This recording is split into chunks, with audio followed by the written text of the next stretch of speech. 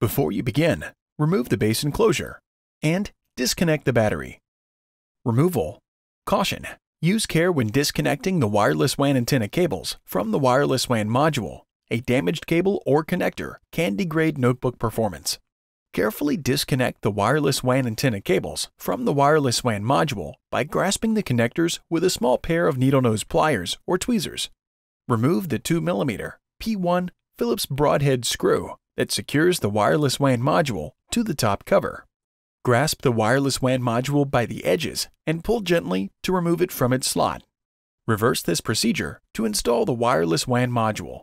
Important: when installing the wireless WAN module, be sure to align the notch in the wireless WAN module with the key in the wireless WAN module slot in the motherboard.